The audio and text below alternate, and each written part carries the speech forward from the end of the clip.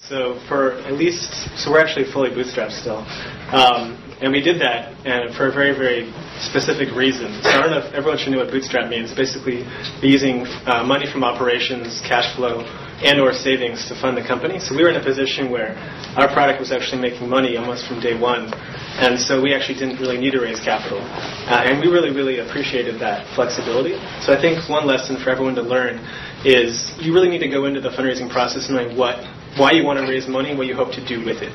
And a lot of times companies will go and raise money right off the bat with the expectation that that's like a really big success metric to feel like you're going in the right direction. And sometimes it'll be too soon. So for us, having 6 months at the very beginning of really just pure incubation, trying lots of projects, trying this, trying that, seeing what worked, building it, launching it the next day, improving it based on feedback, that flexibility we might not have had if we had raised money from investors with a specific idea, and then we were like, we want to change it, they would kind of freak out about that. So there's kind of a balance there in terms of how long you want to stay bootstrapped, and we really, really appreciated that flexibility early on. In our view, when you want to raise money, it's really around how to scale the company. You have a good idea, the company is working, you have some profit hopefully, and you want to really expand and reach the next level, not just in a growth cycle, but also in a step change jump. And in that sense, the money is really good. You can help speed up that process. Great point of view. So let's hear a counterpoint. Well, I couldn't agree more with Josh. I mean, never mind. Well, Stephen and I waited 6 months before we even thought about raising money. And Josh is right. In the beginning, you don't know exactly what you're going to do. You come up with a million ideas, and then you end up going with one, and then you end up changing it a few weeks later or a few months later. And so for us, we did a lot of prototyping. We did a lot of talking to who our potential users would be.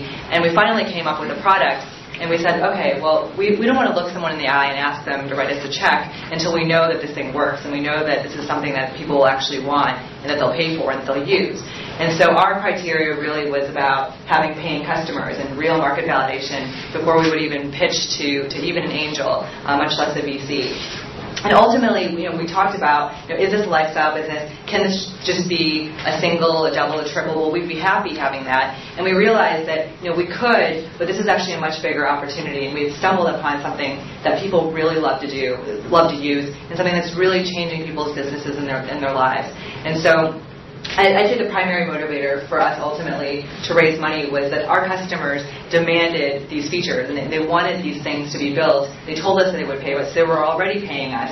And so we knew that we needed to accelerate the product development cycle to give them what they wanted to achieve their business goals.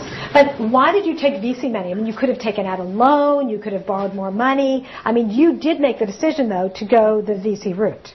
Yeah, well, I would say that in terms of the amount of money we raised, we really wanted to put all our eggs in one basket and put a big bet on this, and we've gotten enough validation that we felt comfortable doing that. The other thing was that we found the venture partner that we went with provides a lot of value in terms of they've done this before, they're really experienced, they have a lot of great connections, and a lot of the areas where Steve and I didn't necessarily have experience or connections, they've really been able to step up even in the few short weeks where we've started working with them. Anyone want to chime in with a different point of view? Yeah. Well, one really quick tangent would be, if you guys are focused or interested in the web space, a big shift in the last several years is that you actually don't really need a lot of capital to prototype something. So if you think about, productivity tools like Google Apps or Gmail, all the different things that are available now through open source technologies, the actual cost barrier to go build something and kind of test an idea is much, much lower than it was in like the last couple cycles of the web boom, which means you actually don't need to kind of go through that process of fundraising, because fundraising does take time away from necessarily product development, and so you want to make sure if you're focused on the web that you can make the most of that.